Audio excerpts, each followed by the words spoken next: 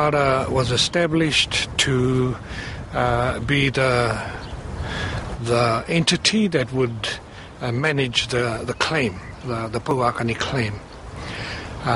It was a requirement of us by the Crown.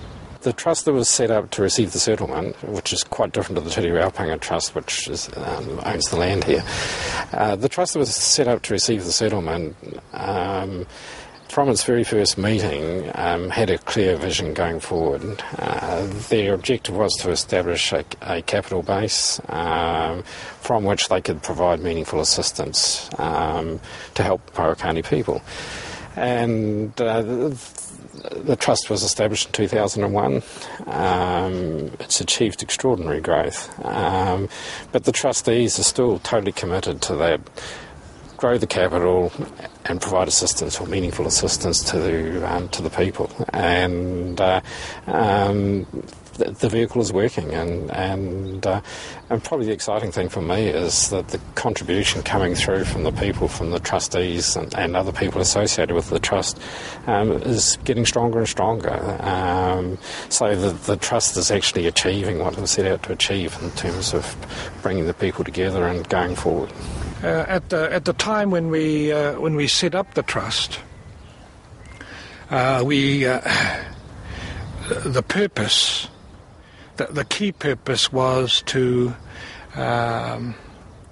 one, establish and build the asset base, and two, was to look at methods of disbursements to the beneficiaries under the Charitable Trust Act. With the trust that receives the settlement, it's a charitable trust, so it can only assist people in need. It can't distribute across its full membership. So the trust is now providing medical grants to the older people over 60, and is starting to move into providing assistance to young people, particularly to establish businesses. But again, the focus has been on the kaumātua, the older people. The trustees spend a lot of time with the kaumātua. It was in the constitution of the trust. There's a kaumātua council was put in place at day one, and to ensure that the kaumātua have an input into the direction of the trust. So really the trustees are working with the kaumātua to look at, now that they've got a big capital base, as to how they use that to help their people. I would like to see there being a balance between asset building and distributions, so that whilst the asset is building, so is the distributions, and so is the capacity and spread of the types of distribution. Currently, the distributions around education, health, supporting kaumātua, those sorts of things.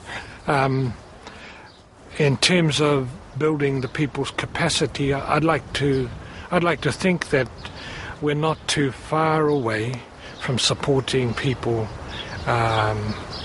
who want to be on the land and work the land, and also support the people who might already be at doctorate level, and going that way and getting expertise in the fields of their choice and go out there into the world, So there will be those that want to stay with the land and work the land, and there will be those that want to go out into the world. There's more ways of helping your people than just handing out grants. The trustees that are in charge of this trust have got that bigger picture in their mind, that they want to do something that's meaningful rather than just writing out cheques for people. So at the moment, their focus is simply on providing some assistance to old people in real need. But further down the track, you'll see them helping their people develop their business skills, helping them with education, bonding them back to actually work for the trust, so that they can actually really achieve growth within the trust. in terms of the people capacity and building the people, I think that's probably the most important part. Because while the asset is building, the asset building has got to have purpose.